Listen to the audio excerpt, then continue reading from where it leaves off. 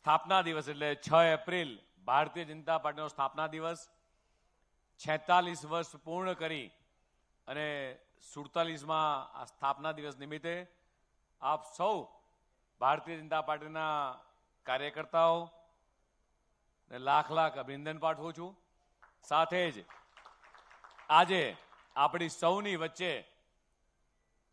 જેનું માર્ગદર્શન મળવાનું છે એવા ગુજરાતના લોકલાડીલા મુખ્યમંત્રી માનનીય ભૂપેન્દ્રભાઈ પટેલ, એવા જ આપણને સૌ કાર્યકર્તાઓને સંગઠનમાં માર્ગદર્શિત કરતા એવા શ્રી રત્નાકરજી, માન્ય પ્રદેશના મહામંત્રી શ્રી પ્રશાંતભાઈ કોરાટ, ચૂંટણી સમિતિના ઇન્ચાર્જ શ્રી ગોરધનભાઈ અને ગાંધીનગર શહેરના અધ્યક્ષ શ્રી આશીષભાઈ અને દેવ દુર્લભ કાર્યકર્તાને સૌને આજના દિવસના ખૂબ ખૂબ શુભકામનાઓ. મિત્રો, આજે આપણે પાર્ટીનો સ્થાપના દિવસ એટલે માત્ર જન્મદિવસ નથી ઉજવી રહ્યા, પરંતુ દેશની 140 કરોડ જનતા હોય,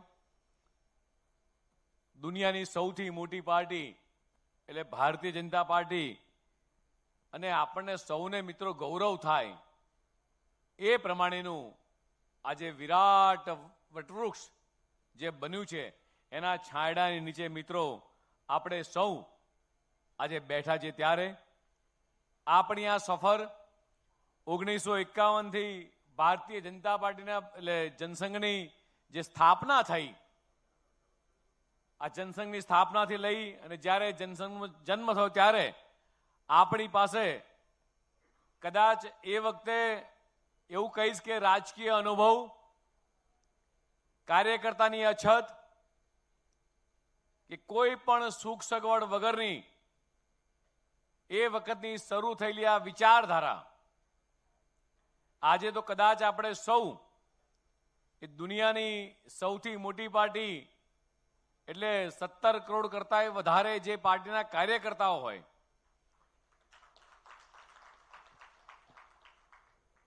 એટલે સાધન સંપત્તિ નથી છતાંય જ્યારે શરૂઆત થઈ ત્યારથી લઈને આ દિન સુધી મિત્રો ખૂબ મોટી લાંબી મંજિલ એ ભારતીય જનતા પાર્ટીના કાર્યકર્તાએ મિત્રો કાપી છે.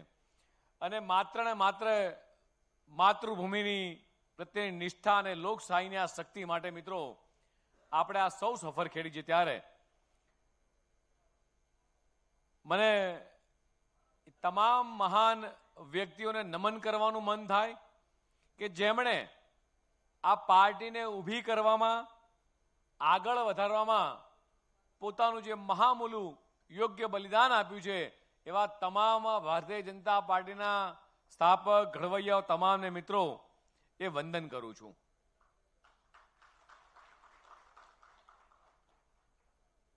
જ્યારે 1952ની અંદર પ્રથમ લોકસભામાં જનસંઘની 3 બેઠકો આવી ત્યારે કોંગ્રેસના વડાપ્રધાન નહેરુજી એવું બોલ્યા હતા, એ શબ્દો આજે કદાચ આપણા બધાના કાનની અંદર ગૂંજે છે. આઈ શેલ ક્રશ જનસંઘ, હું જનસંઘને કચડી નાખીશ. અને ત્યાંના પ્રત્યુત્તરમાં ડોક્ટર શ્યામા પ્રસાદ મુખર્જી બોલ્યા હતા, we will crush your mentality, અમે તમારી આ મેન્ટાલિટીને ક્રશ કરી નાખીશું. મિત્રો, આ જનસંઘનો પ્રથમ સૌથી મોટો સંઘર્ષ એ વખતની વાત કરું તો મિત્રો કાશ્મીર માટેનો હતો. એક દેશ મેં દો નિશાન, દો વિધાન, દો પ્રધાન, નહીં ચલેંગે નહીં ચલેંગે, આ સૂત્ર સાથે ડોક્ટર શ્યામા પ્રસાદ મુખર્જીએ જે જેલવાસ ભોગ્યો અને ત્યારબાદ શહાદત વહોરી, આ આપણને સૌને મિત્રો યાદ છે. ત્યારે કાશ્મીર મુદ્દે દેશભરની અંદર પ્રથમ શહીદી વહોરનાર ડોક્ટર શ્યામા પ્રસાદ મુખર્જીના રક્તથી સિંચાયેલ જનસંઘનું બીજ આજે ભાજપના સ્વરૂપમાં એક વટવૃક્ષ બન્યું છે. ત્યારે એને સમગ્ર દેશમાં ફેલાયું છે. ત્યારે 26 જૂન 1975ના રોજ ઇન્દિરા ગાંધીએ એ પોતાની સત્તા ટકાવવા માટે જે કટોકટી લાદી હતી, આ કટોકટીના 21 મહિના બાદ 1977માં એ સામાન્ય ચૂંટણીની ઘોષણા થઈ અને ત્યારે ઇન્દિરા ગાંધીજીની તાનાશાહી, અત્યાચારો અને દેશને મુક્ત કરવા માટે દેશના તમામ વિરોધી દળોએ એક થઈ લડવાનું નક્કી કર્યું અને જનતા મોરચાની રચના કરી. મિત્રો, દેશહિત માટે ભારતીય જનસંઘે પણ પોતાના આ મોરચો વિલીનીકરણ થયાનો નિર્ણય લીધો. ત્યારબાદ ઇન્દિરા ગાંધીને હરાવી અને જનતા મોરચાની પ્રથમ ગેર કોંગ્રેસી સરકાર બની અને આગળ જતા મિત્રો એવું બન્યું કે સરકારમાં રહેવું હોય તો સંઘની સદસ્ય છોડવી પડશે તેવી જાહેરાત એ જનતા મોરચાએ જ્યારે કરી, પરંતુ જનસંઘના નેતાઓએ આ માંગણી ઠુકરાવી.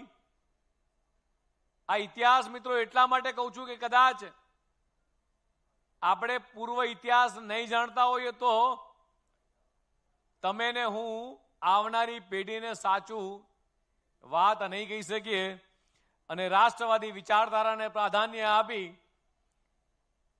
જનતા મોરચાની સરકારમાંથી એ રાજીનામું આપ્યું. સત્તાનો ત્યાગ મિત્રો એ વખતે થયો 1980 આજના એટલે 6 એપ્રિલના દિવસે મુંબઈના સમુદ્ર કિનારે શિવાજી ચોક ખાતે સમતાનગર અટલ બિહારી વાજपेयीજી એ ભવિષ્યવાણી કરી હતી. अंधेरा छटेगा, सूरज निकलेगा और कमल खिलेगा. મિત્રો, આ શબ્દો એ વખતના છે અને ત્યારે કદાચ કોઈએ કલ્પના નહીં કરી હોય કે આ એક પક્ષ એ એક દિવસ દુનિયાનો સૌથી મોટો પક્ષ હશે અને પંડિત દીનદયાલજીએ આપણને એકાત્મ માનવવાદ અને અંત્યોદયનો મિત્રો માર્ગ બતાવ્યો. અને આપણી પંચનિષ્ઠાઓની વાત કરું મિત્રો તો સાંસ્કૃતિક રાષ્ટ્રવાદ, લોકતંત્ર, એકાત્મ માનવવાદ, સર્વધર્મ સમભાવ અને મૂલ્ય આધારિત રાજનીતિ. મિત્રો, આના આધારે આજે ભારતીય જનતા પાર્ટી એ સતત ચરેવેતી કરતા આગળ વધી રહી છે અને કોઈ પદ મળે કે ન મળે તેમ છતાંય વિચારધારા માટે, ભાજપ માટે પોતાની જાતનું સમર્પણ કરીને પાર્ટી પ્રત્યેનો નિસ્વાર્થ પ્રેમ, પરિશ્રમ, ત્યાગ, બલિદાન આપનાર મારી સામે બેઠેલા દેવ દુર્લભ કાર્યકર્તાઓને મિત્રો નતમસ્તક વંદન કરવાનું મન થાય જાય છે.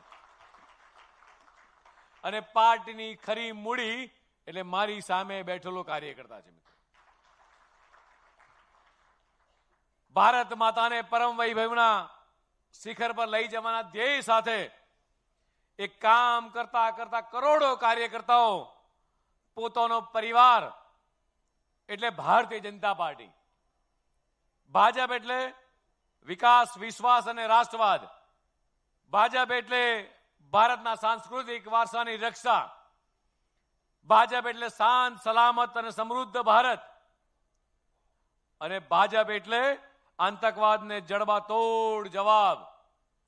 મિત્રો, આ ભાજપ એટલે શું એની આ બધી જ પ્રતિનિધિ મેં તમને કીધી. ઇતિહાસ તરફ જ્યારે નજર રાખીએ ત્યારે 1984માં ભાજપાએ જ્યારે પ્રથમ વખત લોકસભામાં ચૂંટણીમાં જ્યારે ભાગ લીધો ત્યારે માત્ર 2 વિજય ઉપર આપણે વિજય પ્રાપ્ત કર્યો, 2 બેઠકો ઉપર, જેમાં ગુજરાતની મહેસાણા બેઠક પરથી A.K. પટેલ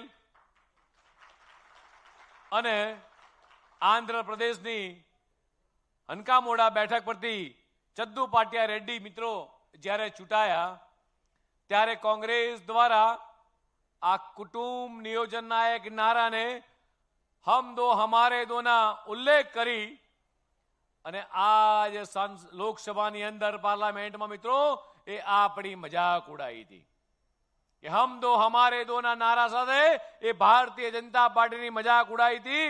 પણ 5 વર્ષ પછી 1989ની ચૂંટણીમાં ભાજપનો મિત્રો એ વખતે 89 બેઠકો ઉપર ભવ્ય વિજય થયો હતો. 1991માં ફરીથી ચૂંટણીઓ આવી, ભાજપાની બેઠકો વધી અને 120 થઈ. 1996માં પ્રથમ વખત ભાજપાએ અટલ બિહારી વાજપેયીના નેતૃત્વમાં એક કેન્દ્ર સરકારમાં સરકાર બનાવવાનો જ્યારે મોકો મળ્યો, પરંતુ બહુમત સિદ્ધ ન થવાના લીધે માત્ર 13 દિવસની અંદર એ મિત્રો એ રાજીનામું આપવું પડ્યું. ત્યારબાદ 1998માં ફરીથી ચૂંટણીઓ થઈ, ત્યારે પણ અટલજીના નેતૃત્વમાં ભાજપા સરકાર બની, પરંતુ બહુમત ના હોવાના કારણે 13 મહિનામાં સરકાર તૂટી ગઈ. પહેલી વખતે 13 દિવસ હતા અને બીજી વખતે 13 મહિના હતા. મિત્રો 1999માં ભાજપાની આગેવાનીમાં એનડીએ પૂર્ણ બહુમતી મળી અને તેમનું પુનઃ એકવાર અટલ બિહારીજી એ પ્રધાનમંત્રી બન્યા અને તેમના શાસનમાં એ પોખરણ પરમાણુ પરીક્ષણ થયું. પાકિસ્તાન સામે એક કારગિલનું યુદ્ધ પણ જીત્યા અને 2004 થી 2014 સુધી ફરી એ કોંગ્રેસમાં મિત્રો કોંગ્રેસ સત્તામાં રહી. આ 10 વર્ષ દરમિયાન ભાજપાએ એ વિપક્ષની સક્રિય તરીકે એક રચનાત્મક એક જે ભૂમિકા નિભાવી મિત્રો. અને મિત્રો આ દરમિયાન એ ગુજરાત એક કરિશ્માયુક્ત તેજસ્વી જનતાના જે ઉદય થયો હતો એ મિત્રો દેશના યશસ્વી એ વખતના તત્કાલીન મુખ્યમંત્રી અને આજના પ્રધાનમંત્રી માન્ય મોદી સાહેબના નેતૃત્વમાં એ 2014ની લોકસભાની ચૂંટણીમાં એ ભાજપાએ એકલા હાથે 282 બેઠકો ઉપર વિજય પ્રાપ્ત કરી અને ભારતીય જનતા પાર્ટીને એનડીએની સ્પષ્ટ બહુમતી વાળી સરકાર બની. મિત્રો આ જ સમયમાં અમિતભાઈ શાહ સાહેબના નેતૃત્વમાં જ્યારે રાષ્ટ્રીય અધ્યક્ષ હતા, ત્યારે દુનિયાની સૌથી મોટી પાર્ટી એટલે 11 કરોડ કરતા વધારે પ્રાથમિક સભ્યો બન્યા અને દુનિયાની સૌથી મોટી રાજકીય એ પાર્ટી ભારતીય જનતા પાર્ટી બની. 2019માં લોકસભાની ચૂંટણીમાં ભાજપે પહેલી વાર 300નો આંક વટાવી 22 કરોડ 91 લાખ એ મત મિત્રો એ વખતે ભાજપને મળ્યા. કેટલા? 22 કરોડ 91 લાખ મતો ભારતીય જનતા પાર્ટીને મળ્યા. મિત્રો 2024ની ચૂંટણીમાં ભારતીય જનતા પાર્ટીએ ફરીથી 240 બેઠકો સાથે 23 કરોડ 60 લાખ મત મળ્યા. દુનિયામાં કોઈ દેશને એટલે ભાજપ સિવાય બીજા કોઈ અન્ય પક્ષને 23 કરોડ કરતા વધુ લોકોએ એ લોકશાહીની મહોર મારી હોય અને મત આપીને સત્તા આપી હોય મિત્રો ભારતીય જનતા પાર્ટી છે, માત્ર ભારતીય જનતા પાર્ટી. ભાજપના નામે મિત્રો બીજો વિશ્વ વિક્રમ છે, જે સત્તાના 27 વર્ષ બાદ ગુજરાતમાં 52.50% મતને 156 સીટો એ મેળવી અને માન્ય ભૂપેન્દ્રભાઈની સરકાર ફરીથી બની. મિત્રો આજે દેશમાં 20 જેટલા રાજ્યોની અંદર એ ભાજપ અને એનડીએની સરકાર છે. આજે રાજ્યભરમાં રાજ્યસભાની અંદર દેશની અંદર 100 કરતા વધારે બેઠકો નજીક મિત્રો આપણે સૌ પહોંચ્યા છીએ. આજે સ્થાપના દિવસ એટલે હું કહીશ કે ભારતીય જનતા પાર્ટી એક વિચારધારાના મૂળ સાથે એ મિત્રો આ જોડાવાનો કાર્યકર્તાના દિવસ છે. સાંસ્કૃતિક રાષ્ટ્રવાદ અને સનાતનના પ્રવાહને આ વહેવાનો દિવસ છે. મિત્રો રાષ્ટ્રપ્રેમના સિંદૂરથી એક કપાળને ભગવા રંગને આજે રંગવાનો દિવસ છે. મિત્રો માતૃભૂમિ ભારત માતાના અગણિત સેવા કાર્યો દ્વારા એ ઋણમુક્તનો એ દિવસ છે. આજે મિત્રો સ્થાપના દિવસ એવું ચોક્કસ કહીશ કે અહીંયા બેઠેલો કાર્યકર્તા હોય, ગુજરાતનો દરેકે દરેક કાર્યકર્તા હોય કે દેશનો દરેકે દરેક કાર્યકર્તા આજે સ્થાપના દિવસે અહીંયાથી જાય ત્યારે એક મનમાં સંકલ્પ લઈને જાય, મનમાં એક પણ લઈને જાય, જે સેવા સમર્પણના ભાવ સાથે આપણે જોડાયેલા છીએ. દરેકે દરેક કાર્યકર્તા પોતાના જિંદગીની અંદર એક સંકલ્પ કરે કે હું મારી જિંદગીમાં એક એવું કામ પકડીશ કે માત્ર ને માત્ર સેવાનું કામ હશે, સમર્પણનું કામ હશે. મિત્રો તમે કોઈ પણ સેવાનું એક કામ આપણા જીવનમાં નક્કી કરી લઈએ. કોઈને હોસ્પિટલે જઈને દાખલ કરવો છે, કોઈ નિરાધાર વ્યક્તિને કોઈ સરકારની સહાય અપાવી છે, કોઈ માં વિધવા છે ને સરકારની સહાય અપાવી છે, કોઈ વ્યક્તિ ભૂખ્યો ના સૂવે આપણી આસપાસ એની ચિંતા કરવી છે, કોક દીકરીને સ્કૂલે મૂકવા જવું છે મિત્રો, જીવનની અંદર તમારો આ કરેલો એક સંકલ્પ એ ભારતીય જનતા પાર્ટીના કાર્યકર્તાની સાચી ઓળખ છે મિત્રો. આઝાદી પહેલા જે પંથ પર ક્રાંતિવીરો શહીદી વોરી હતી, તે જ પંથ પર આઝાદી પછી સંઘ જનસંઘ લડતું રહ્યું. એ જ પંથ પર ચરેવેતી દ્વારા સુશાસનમાં મિત્રો કમળ ખીલ્યું. એટલે સ્થાપના દિવસની આ ઉજવણી મિત્રો કરી રહ્યા છે. ત્યારે આ દિવસ મિત્રો આપણને શું પ્રેરણા આપે છે?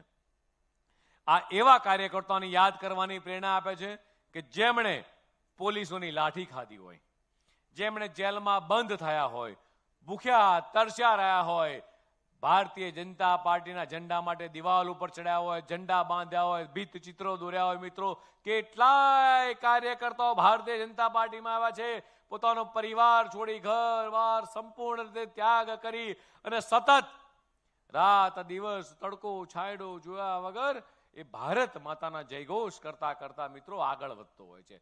કદાચ એક કાર્યકર્તાને ભારત માતાના જયઘોષ પોતાના કાને સંભળાય, એ કાર્યકર્તા ઘેર સૂતો હોય, કાર્યકર્તા બેઠો થઈ દોડી અને ભારત માતાની જયઘોષ કરતા કરતા મિત્રો આગળ વધે છે.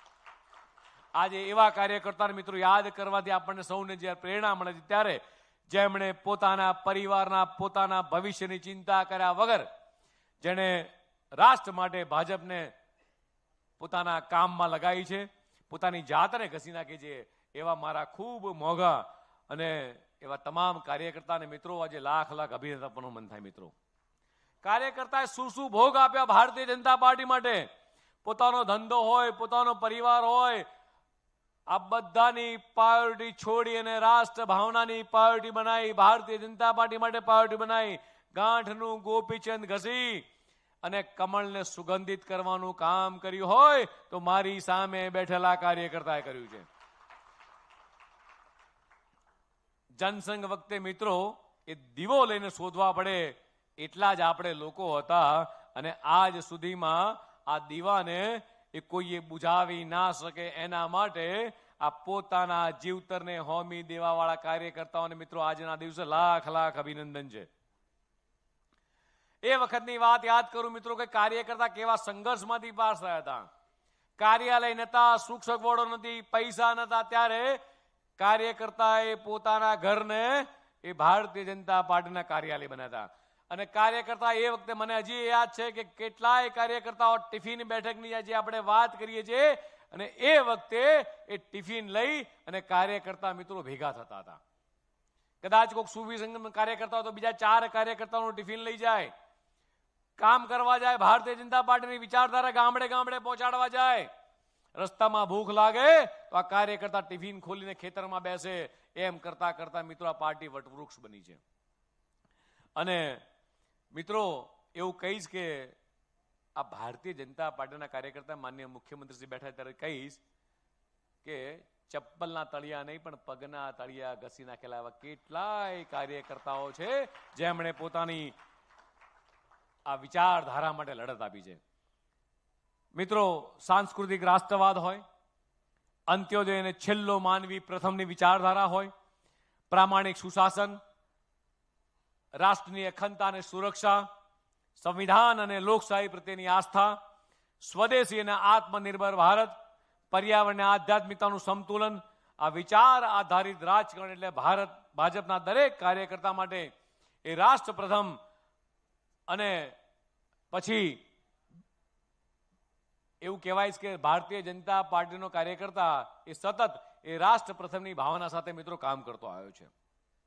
મિત્રો આજે હમણાં જે આશીષભાઈએ કીધું એમ કે આપણા જેટલા પણ સંકલ્પો હતા, આ તમામ સંકલ્પો એ પરિપૂર્ણ કરવામાં આપણું રાષ્ટ્રીય નેતૃત્વ, આપણી કેન્દ્રની સરકાર મિત્રો સફળ રહી છે. અને હમણાં જે માનનીય મુખ્યમંત્રી શ્રી ગુજરાતની અંદર જે ત્રીજો સંકલ્પ હતો મિત્રો, એ પણ આપણે સફળ થયા છીએ. કલમ 370 એ મિત્રો દેશમાં નાબૂદ કરી, અયોધ્યામાં રામ મંદિર બનાવીશું આ જે સંકલ્પ હતો એ પણ મિત્રો પરિપૂર્ણ થયો. ટ્રિપલ તલાક બિલ પણ મિત્રો લઈ આવ્યા, અને આજનું ભારત એ આતંકવાદ નક્સલવાદ મુક્ત એ બનાવવામાં મિત્રો આપણે સફળ રહ્યા છે. ત્યારે ગુજરાતની અંદર માન્ય મુખ્યમંત્રી ભૂપેન્દ્રભાઈ પટેલ અને નાયબ મુખ્યમંત્રી માન્ય હર્ષભાઈની વડપણ હેઠળની સરકારની અંદર આપણે યુસીસી એટલે યુનિફોર્મ સિવિલ કોડ બિલ પણ મિત્રો એ સ્પષ્ટ બહુમતી સાથે મિત્રો પસાર કર્યું છે અને લોકોની સમસ્યાઓને એ વાચા આપવામાં ભાજપે ક્યારેય ઉદાસીનતા દાખવી નથી.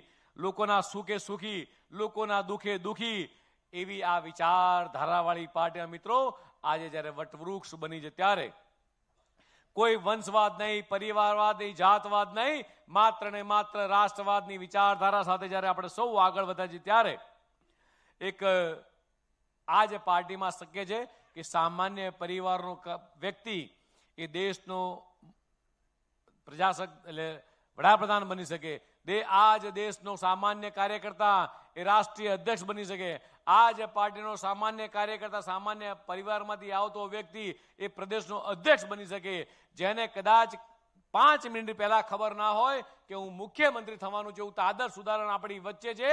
અને ભારતીય જનતા પાર્ટી દરેકે દરેક કાર્યકર્તાને, નાનાથી લઈ દરેક મોટા કાર્યકર્તાને તક આપતી મિત્રો પાર્ટી છે.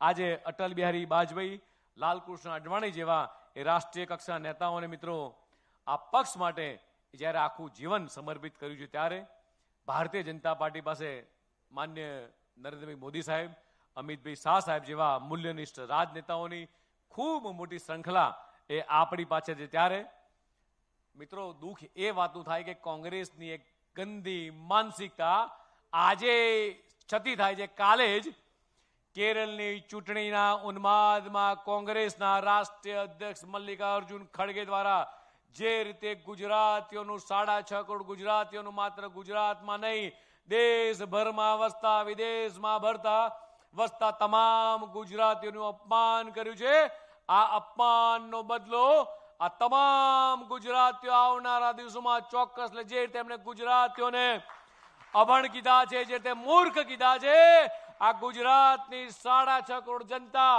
એ ક્યારેય માફ નહીં કરે. આ દેખાય છે કોંગ્રેસની માનસિકતા. કદાચ હજી અહીંયા મને લાગે છે કે આપણે બધા કોંગ્રેસની આ માનસિકતાને એ ક્રશ કરવાની સાચી જરૂર છે. જે રીતે બૂથની અંદર આપણે ગુજરાત કોંગ્રેસ મુક્ત ગુજરાતનો જે સંકલ્પ છે એ સંકલ્પને હજી વધારે પ્રબળ કરીને એ દિશામાં મિત્રો આગળ વધવાનું છે.